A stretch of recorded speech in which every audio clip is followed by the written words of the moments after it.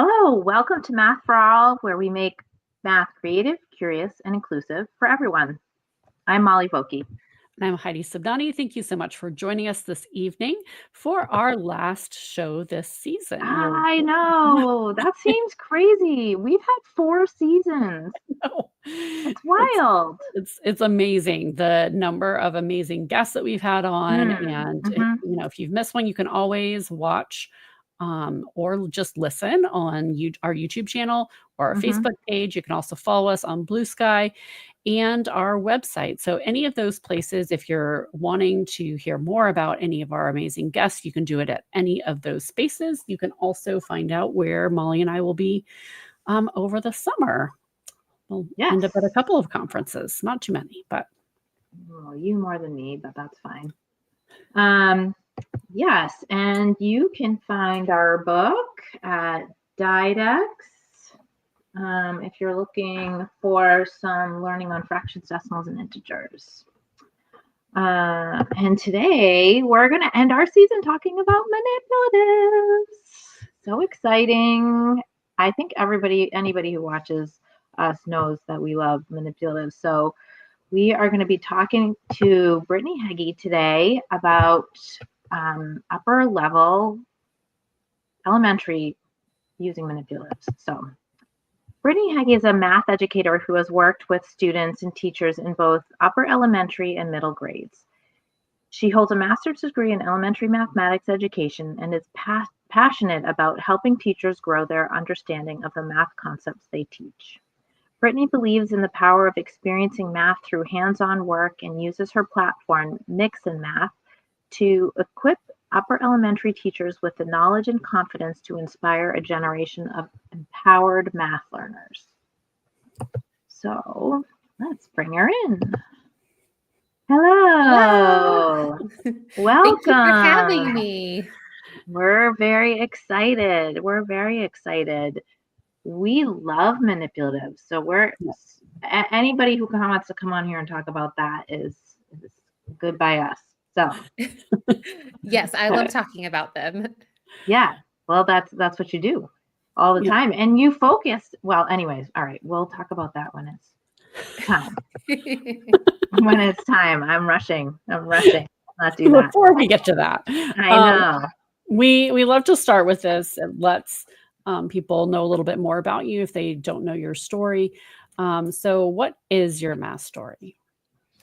Yeah, so I knew you were going to ask this because I've watched the show.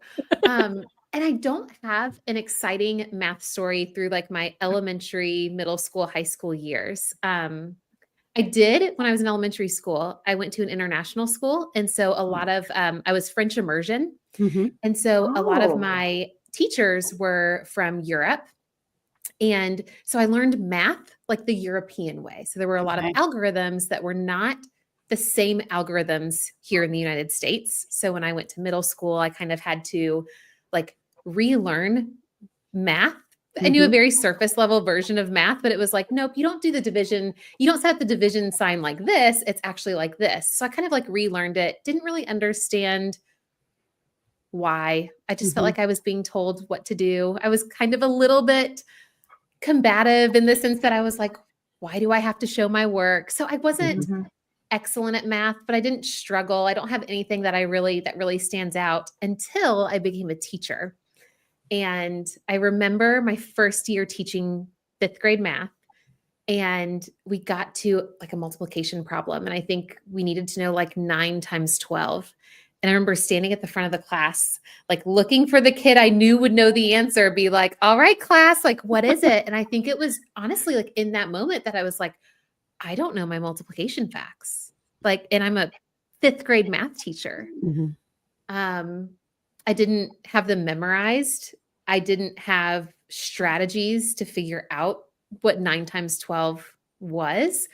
And that was really the year that changed everything for me. I don't think I necessarily had this passion for math. I had a passion for children, and that's why I went into education. And the only thing that even remotely sounded interesting to teach was math. So I knew I would teach math mostly because like, if you're going to be a teacher, you have to teach something. And that moment when I realized, I was like, oh, I don't I don't actually know this stuff. It just sent me in this like deep dive into learning about math, reading books, having conversations, joining the Twitter conversations back then. And I fell in love with it. It just made me so excited. And that's really kind of like, there were a bunch of other things between then and now, but that's what led me to where I'm at, is just I discovered this excitement and love for math because I needed it as a teacher. And now I feel like everybody deserves to feel that way teaching math and learning math. I think it's so interesting. So when we have conversations with people outside of education, I think this is something that comes up a lot, is the idea that elementary teachers don't often get the opportunity to take a deep dive into multiple content areas, right? So you're often, most teacher preparation programs in the US in particular are very focused on literacy. And so you have multiple classes in literacy, and maybe you will have one class in math or math methods course, one content course, but you're often getting certified for multiple grade levels. Yeah. And then you go up and you could be moved around from year to year. And I think that sometimes is very shocking to people outside of the world of education, that no, this is the reason why we need to invest so much in giving our teachers the opportunity to continue their learning and support them in that through funding and support in the classrooms. Well, that, and I also think too, there's this misconception around what it takes to teach math. Yes. And I think that there's this idea that like, if you know how to do math, you know how to teach math. And I think even some teachers who maybe aren't like as in depth into the math that, maybe as we are, that think that because I can do it, I should know how to teach it. And when they struggle to teach it, there's a lot of like shame or like, what's wrong with me that my students aren't getting it? And it's like, no, there is so much more to being an effective math teacher.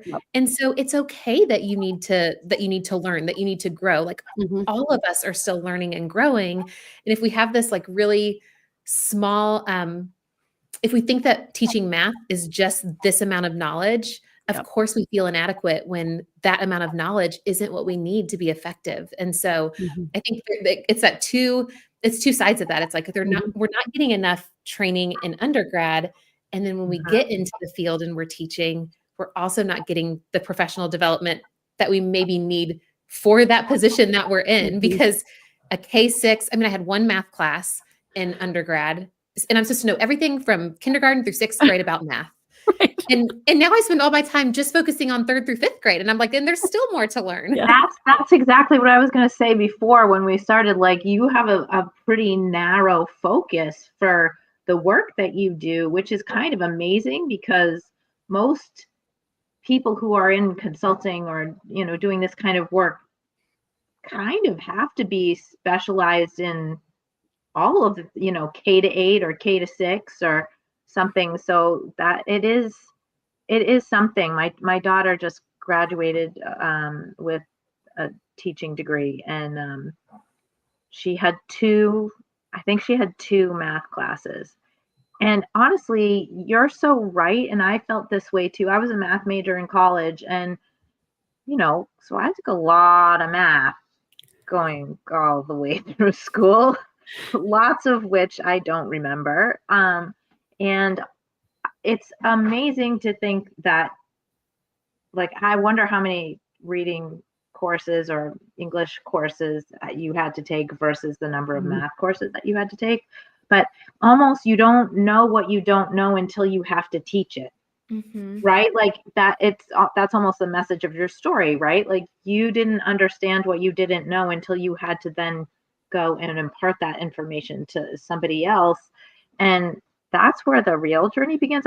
Maybe every teacher can say that no matter what they teach. I'm not really sure, but that was the story for me too. I thought, oh, I'll just be a math teacher because I've been doing math my whole life. And then this kid started asking me questions, and I was like, oh, hold on, let me just ask Jane down the hall. Yeah. Jane will know. Yeah. Have you seen that the Math Knowledge for Teaching? It's by Ball is one of the Yes. last names. It's like the big oval that has like the 6 different knowledge that is required. Yes. I saw that recently. Yes. So that is something that we have just like clung to, and we're trying to share this out as much as possible, like the research that went into this, because it talks about like all the different like specialized knowledge and common knowledge and like knowledge of curriculum and students. Like there's all these different domains. That's what it is. It's like domains of math knowledge for teaching. If you just Google it, a PDF will come up. But there's so much knowledge that a teacher needs to be able to teach math. And I find that looking at this oval of 6 sections, it's often only focused on like 1 or 2 of those sections. It's like, let's do professional development on the curriculum, and then let's make sure teachers can just like do the math. And it's like, whoa, there's like 4 other sections there that when we invest funding and time and professional learning in those 4 components, it changes so much. I just looked it up. Can we just look at it? Yeah. I think this is, I've not actually ever done this, so let's see what happens. Maybe we can look at it, but maybe not. But I think too, like the idea that we have some of these pieces, right? Like when we enter in, or parents also. I mean, I think this is as recently as last week. This was a conversation that I had with some teachers in Canada, and it was this idea of like, well, so what do we do when parents push back on like, well, why don't you just do the way that I did it? And, like we had a lot of conversation about that, but it's that idea of like, so much of what you see in video of, different ways to teach or different ways to understand comes from that like common content knowledge. Like it's, like we know the end result of that. We don't know all of the underpinnings that lead to those moments. And that's what teachers are tasked with doing. Teachers are tasked with taking all of these other pieces and tying them to previous learning that students have had and the learning that they're going to be doing in the future. And that's not known by the general public. It's not, I think it's not known by the general public. And I've worked with so many teachers who also didn't know that. And I think that's why I have such like a soft spot for those teachers, because there are teachers who get moved to math and they only know about that common content knowledge.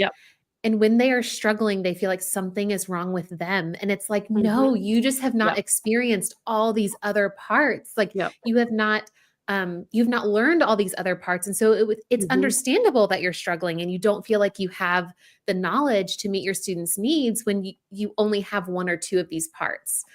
So I think it's important for everyone. I mean, both parents to understand that. I mean, maybe parents don't need to know like all of this, but we want parents to know that there's so much more that goes into that end result. And, not the algorithms are the end result, but like, what they see as the end result.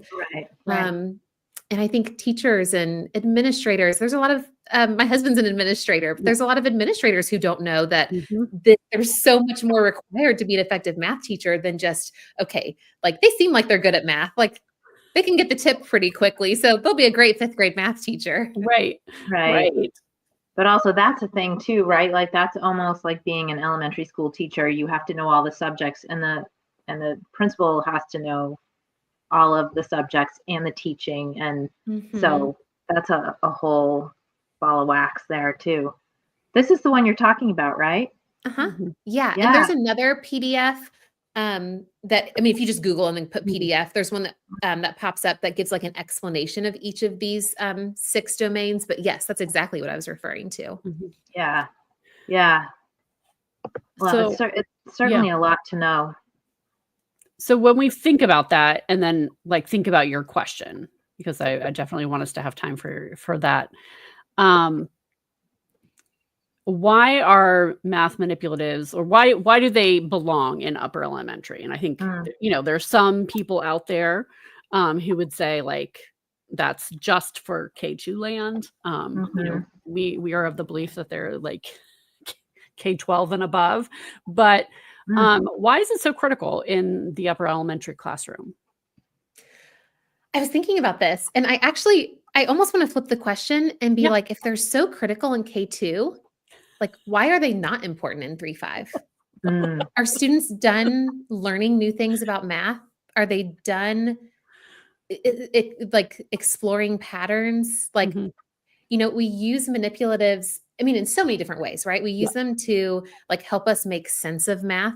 We use them to help communicate our ideas, to see patterns. And I was like, that doesn't stop as soon as students move beyond second grade. So why would we not use them in upper elementary? All the reasons that make them that people argue for why they're so important in K2 absolutely apply to 3-5. So it's so true though too, right? Because once you get past K2, everything that you've learned in K2, assuming that you've learned everything, is then being used for the very same things, right? We're going to use all of that knowledge to be looking for patterns with now new content. And we're going to be having to assimilate everything that we already know for new stuff. So why wouldn't we? Yeah. And I think there's have y'all ever read the book Mathematize It? Yep. So there is a quote in there, and I probably anytime I talk about math manipulatives, I use this quote. And actually I'm always afraid to say quotes because I'm afraid that I'm going to butcher the quote. So if you're one of the authors, feel free to come back and correct me. But there's this quote there that says, manipulatives and pictures hold an idea in place so we can think more deeply about the math. And when I hear that, I am like, can you say it again? Manipulatives and pictures hold an idea in place so that we can think more deeply about the math. Yeah. So if you think about it, if we were to model, like think about like a fraction problem, and I love using pattern blocks, and we lay out these pattern blocks and we show this problem, we can now sit and talk about it. We can look at it. It's holding that idea right there. So we can think about it more deeply. We can say like, what patterns do we see? What structure do we see? How is this different? Like we don't have to hold that in our brain. And I think that's important at any time we're exploring something new, whether you're in second grade, fifth grade, seventh grade. I know nothing about high school, but I'm sure that there's probably something concrete in high school. Yeah, for sure. Well, and it's that idea of we ask students of all grade levels to have conversations about and to support their reasoning and to critique the reasoning of others. But we're supposed to hold their thinking, our thinking about their thinking, and communicate those things without the visual. I mean, it's almost laughable now that, like, when you really think about it, when you step back and think about it, it's like, really? Yeah. Well, the other thing too is that, I mean, I would say for probably a lot of us, we have mental models of things. Like when you think about like a fraction 3/4, like maybe it's a little fuzzy, but you probably have a mental model of what that is. And you can't have that mental picture without having like a physical picture, like whether that's a drawn model or a concrete model. It's really hard to develop. It's hard to develop like a visual model, like in your brain about something if you haven't actually seen it, touched it, experienced it yourself, right? Like I can talk about, I'm terrible at coming up with analogies off the top of my head, so I'm not even going to give you an analogy, but we'll let that idea simmer a little bit. Well, and I think 3-5 still has so much new content as well, and I think that we sometimes forget that. Like, yes, we've introduced numerals, but and some place value understanding, but the idea that we're now segmenting whole numbers into parts, and we're building that understanding, and we're asking kids to undo at times some of the learning of multiplication gets bigger, except when it's fraction, like all of those things. If we don't have really clear visual models for why that happens, like even as adults, I did not learn that way in school. Like it was all like, you memorize this and regurgitate it out to me as quickly as possible. So as adults who have to yes, I know that this is true because I can sing a little ditty or what, I know what the rule is now. But to have true understanding of what that is, I'm 100% breaking out manipulatives or drawing it out or talking it through with someone so that I can really understand what is happening. And we don't have that idea of reasonableness if we don't have those pictures or models. Yeah, absolutely. How do you think we got this way though? Like it almost, and some teachers feel this way, but I think in general, there's a general consensus. Like if you need to use a manipulative that you're somehow subpar. I mean, I don't think everybody thinks that way, but that's the kind of feeling around using manipulatives at the upper grade levels. And I'm not talking 3rd and 4th grade. I'm talking like middle school and high school. They really see it as babyish. But I'm just wondering, like, how did we get to this point? Like, why is it seen that way? I think there's 2 reasons. Probably nobody knows, but you do? Okay, excellent. No. I don't know. I have guesses. They could be, I mean, I don't have data around this, but I have a couple of thoughts that come up. I think one of them is, I think that when math is viewed as like doing algorithms, like when that is like the pinnacle of success, like you are great at math when you can do this, then doing anything differently is less than. And so having to draw pictures or having to use a model, which like I draw pictures. I was at the camped conference in Texas, and I was in a session with Howie, and he asked us a question. It was like, can you come up with, I don't remember what it was, like maybe a fraction division problem that represented fair share division instead of measurement division. And everything I came up with was measurement division. The only way that I could even think through this was to draw pictures. And I am in math all day, every day. I eat, breathe, sleep it. And so I think that it's just not viewed as, it's just viewed as less than because we lift up written methods so highly. That's like my first thought.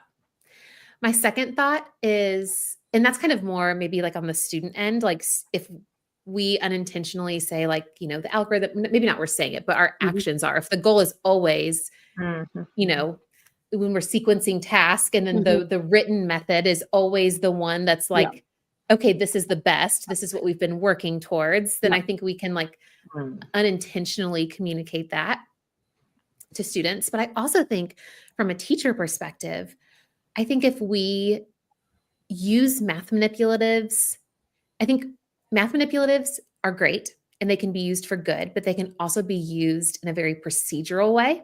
And when we use them in that way, they're not effective. And so they then feel like a waste of time. They feel frustrating. And so we're really trying to move away from manipulatives as fast as possible to get to the real math. And I wonder if that contributes to this idea that I don't know, that you're not really great at math until you can do it without the tools. Somebody just gave a thumbs up on that when you were just saying that. I think you're right. It's because the focus has been for so long on doing math in the procedural way and doing it quickly. So if you have to slow down, it's seen as subpar. Yeah. I just shared a quote on my Instagram page from the book. What is it called? The Strength-Based Teaching and Learning in Mathematics. Have you read it? But this quote you have says, to show me the cover, but yes, I probably, but I think it's a kid with like a cape on the back, yes. like a yes, blue cover. Karen Carr. Yes. Okay. Yep. Got it. This quote though says, this belief that fast and calculating equals smart in math can send a strong and incorrect signal to very talented mathematics students that they don't belong on the math playground. Mhm. And I think that goes back to what we're saying about representations, when like speed and fast and calculating equals good at math, means that if you're not doing it fast and you're not doing calculations and you are having to use manipulatives and you're having to draw pictures and you're having to talk it out and you're having to try something and then redo it because maybe the path that you took was wrong. If you're having to do any of that, like, you're not good at math. Being good at math is calculating quickly. Yeah, it's such a terrible message, because in real life, that's not how it works, right? I mean, of course, you want to be quick. When I'm out for dinner and everybody wants to know the tip, they instantly turn to me because I'm probably the fastest person at the table. But honestly, like, Get out, isn't gonna get out be your phone. so bad if we don't figure out the tip exactly, right? Like, and if you, I don't know. I mean, that's a poor example, but I'm just saying that in real life, that is not how it works. Like, there are no worksheets. There are no, being fast at math in real life is not really that helpful. Most of the time. I mean, most people have a calculator. If you need to do math really quickly, just take out your calculator. But like, to be a real problem solver, you need to learn the skills of using manipulatives and going down the wrong path and then trying again, because that's what real life is. Well, you're absolutely right. And it's interesting because somebody asked me the other day, they were like, how often do we actually need to be precise with math in our everyday lives? Now, this is very different than like, yes, then this is so different than like if you're in a career where you are, doing like woodworking or like, measuring carpet or something like that. But just in everyday life, when you're just going about it, you're going to the grocery store, you're going to, I mean, even a tip, you can say, okay, I want to tip 25%, but do you really need to be precise? Is like a general number okay? And I actually think when we recognize, like, yes, I think it's important to know how to get those precise answers, but the skill of being close enough is actually kind of like a more valuable skill in everyday life. And more valuable, I want to be careful and not say like more valuable, because that's not right. But that having that flexibility is so important, because if I'm in the grocery store trying to like calculate, like, do I have enough cash? I'm rounding, I'm estimating here. Or if I'm thinking about, I need to be somewhere at this time and it's this time, I may not need to know down to the minute. I need to know, okay, generally I've got like 35 minutes before I need to go. And if we only know how to get those very precise answers, it's actually a lot more work. Yeah, for sure. And if we think about what you were saying, Brittany, about like how it feels like we need to rush because that's not that manipulatives can become procedural. But then I was thinking like, and then in other times, like we miss an opportunity to make something clearer faster, right? So I was just thinking about like fraction, where I have a random collection of manipulatives. This was not planned on the side of where I am at the moment. But okay, so like if we're thinking about like the whole in a fraction, and that 1/2 of each of these, they're both 1/2, but the like depends on the whole. Where'd you get that big one? I think they're Dan Finkel. I was just about to say, I wonder if that's Dan Finkel. Is it Math for Love? Yeah. So like, but there's even a bigger one. Like, okay, but this idea, like showing kids these two things and talking about that, now they have both a mental picture versus like reading about it in your book, or like the half really depends on the whole that you started with. Like, yeah, we could read that. We don't know what that is. We don't know. We don't have anything to connect it to. And so that's a very abstract concept.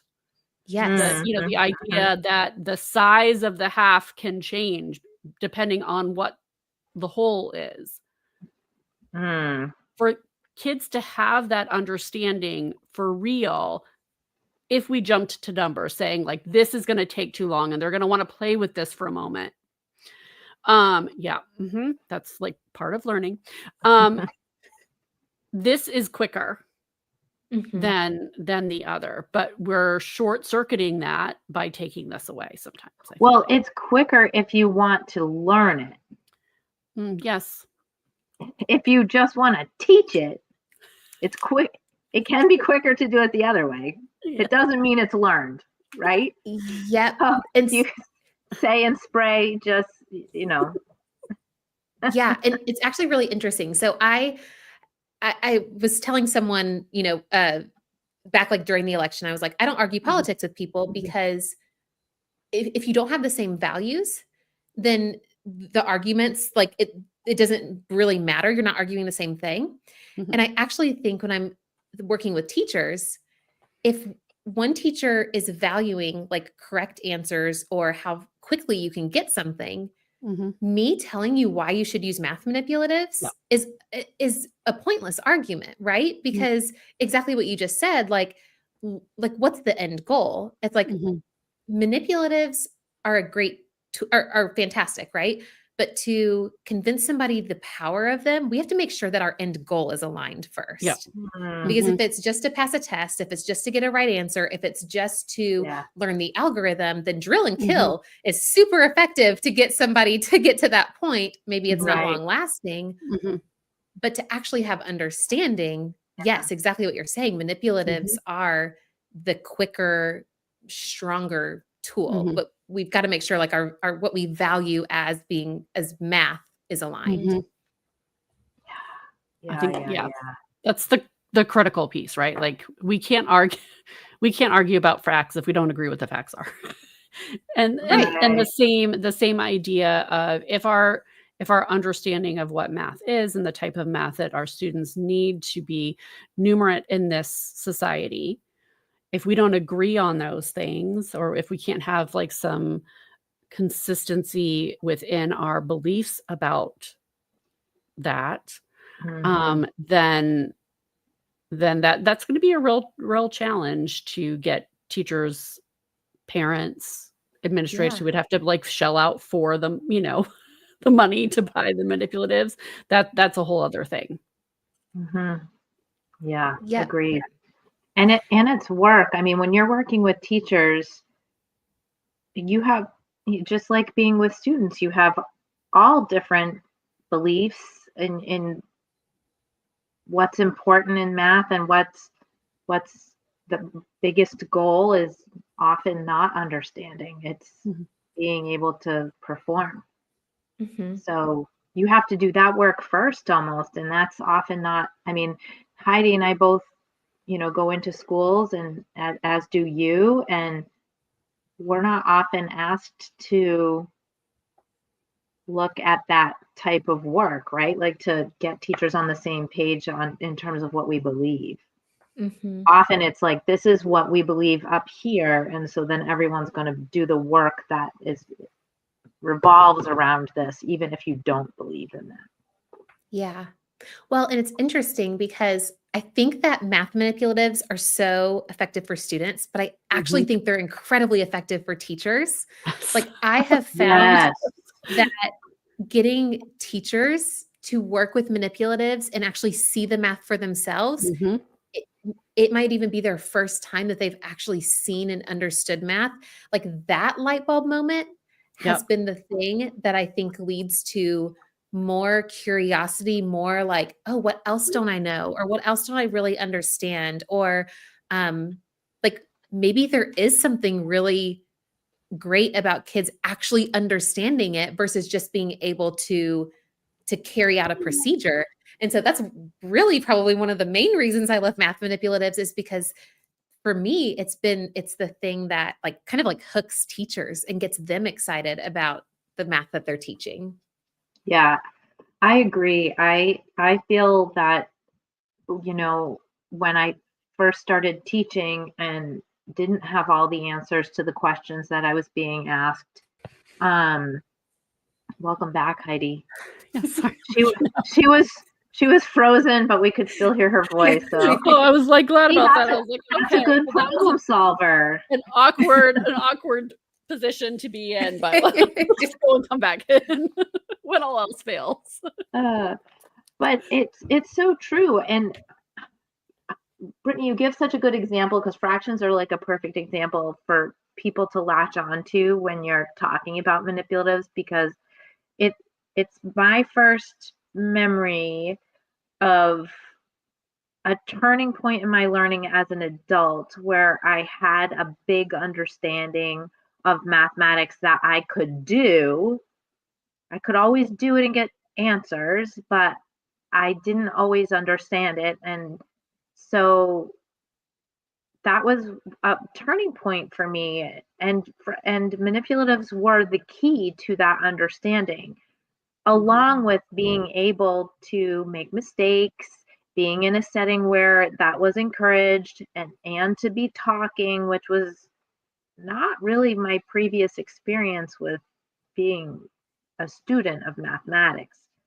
So I do think that they're really, really good for adults, and adults sometimes do feel shame. I think you mentioned this earlier, when they don't know the deep levels of mathematics, or if they realize that they don't know those deep levels, as you were describing in your own story, right? Like, Yeah. how do I get ahead in this when I'm supposed to be the one who knows all the stuff? Yeah. Mm, And I think that is like when I think about, the work that I do was it was kind of like accidental in the sense that I just kind of fell into it, but something that I am so protective of in our space, and I'm very sensitive to it, Mhm.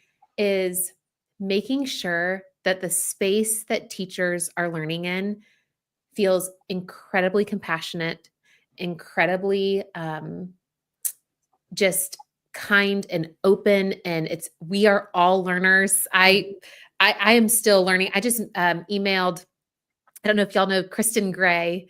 Yep. She was one of the, okay, so y'all know mhm, Kristen, and then she connected me with, goodness, his first name's Phil. I forget his last name, but internally we were working on something with fractions as division. I have taught fractions as division for so many years.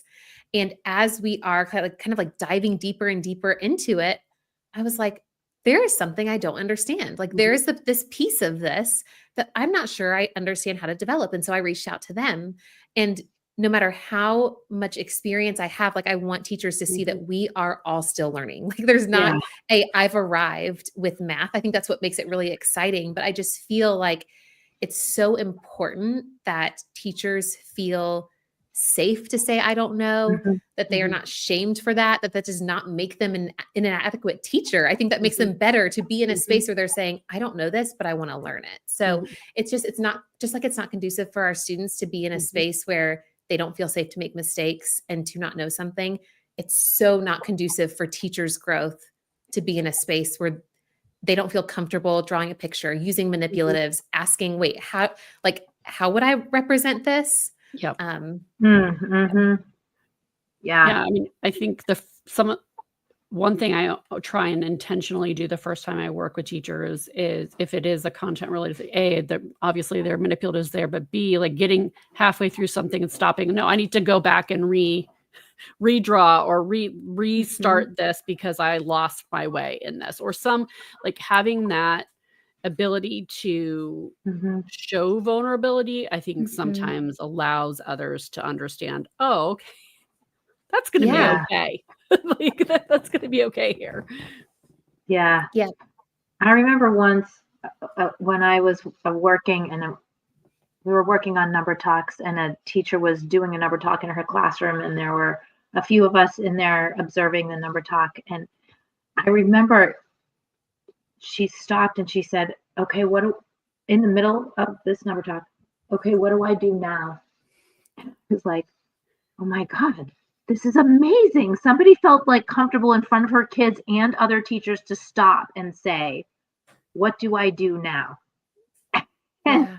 it was it was kind of an awesome moment, and I don't know if Mhm. anybody else saw it as a weakness, but I thought it was like amazing that we were able to create a setting in which she felt comfortable to turn in front of her kids and say, I don't know what to do. What do I do?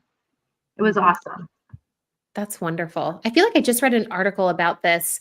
there's a certain type of coaching. Do you know, maybe y'all know the name for it. There's like a certain type of coaching where it's not like co-teaching. You are actually coaching in a way where you are in the classroom, the students are aware of it. And it is very much that like, the teacher timeout. I think that's what it's called. The teacher timeout, where you like pause and you actually have discussions about it. And I think that's kind of like, I mean, maybe not like, that's not what she was intentionally doing, but that's. No, right. That's not how we set it up, but it is what happened that one day, one time, ever. No, and that kind of coaching can be so impactful, right? You know, like turning this like, okay, I need to speak to the adults in the room for a second, like just hold that thought in your head and then we'll go back. Yeah, for kids to see that the teacher is here learning to be more effective and is also, I mean, just is also a learner along with you. So they're learning something different than what they're trying to teach, but they're learning nonetheless. I love that. I want to do that. And I think too, like going back to, the teacher as a learner, just another reason I love math manipulatives, even with teachers, is what happens when like you have a light bulb moment. You are like so excited about it and you want to tell someone else. I mean, that's really how I got started in this work, is because I was learning. I was in my master's program. It was elementary math education was my master's.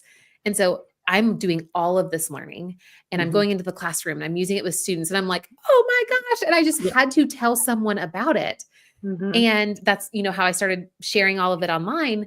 But I think with this, it's the same thing with teachers. Like teachers will come, we'll do, an online workshop. They'll do something with math manipulatives. They have this light bulb moment and they are so energized and excited to go to the classroom the next day and do that with their students. And I truly believe that like our energy with students is very contagious to them. And so when we are excited to share this math thing that we learned, it communicates to students that we are learners, but it also it creates such an exciting, energized learning environment for students. Absolutely. All the way around. Such goodness, manipulatives. So how can people learn more about you and the work that you are doing? Yeah, so I am nobody actually really ever knows my name. So I'm just known as like Mix and Math. I was at a I think this is the NCTM conference and I saw someone, they're like, oh, you're Mix and Math. And they're like, are you speaking? I was like, yes. They're like, well, I didn't see Mix and Math anywhere. I was like, well, my name's actually Brittany. My name is not Mix and Math. Yes, it's okay. I am used to it, but I am just Mix and Math in all of the places: Instagram, Facebook, YouTube, Twitter, Blue Sky, the website. But yeah, I'm around. I love sharing math. I love learning. And I love just sharing what I'm learning and hearing from other educators what they're learning. So feel free to connect with me any of those places. I am there. Yay. And are you going to be at camp this year? I'm not going to be at camp this year. I did all of my like summer travel conferences last year. And so this summer I was like, I'm going to be home and present with my two little ones, but I will be at the NCSM conference. So I don't know if y'all will be there. We will be there. Yes. So I had to think for a moment. Yes. I know. It's not for a while. Yeah, exactly. Well, we're so happy to end our season with you, and we're so grateful for the time that you've given us. Always a pleasure to talk about manipulatives, and I love that you have like a narrow focus so that you can really get down and dirty with the fractions and decimals and all the things that are those upper grades that are so tough. Yeah, it is the absolute most fun thing to get to talk math and manipulatives and, focus in on upper elementary. So I just appreciate y'all inviting me. I enjoyed chatting with y'all. Oh, thank you so much. All right. Well, that is it for our season. I can't even believe it. It went by like a flash, season 4. And our first date for season 5 is September 25th, and we are excited about next season. We're going to be doing something a little different. Just a Not little. too different. Not Just too a different, little but just a little. We're just narrowing our focus to highlight some people. Yeah. So, anyways, as always, you can get our book at Didex. And until next season, we hope you guys have a wonderful summer.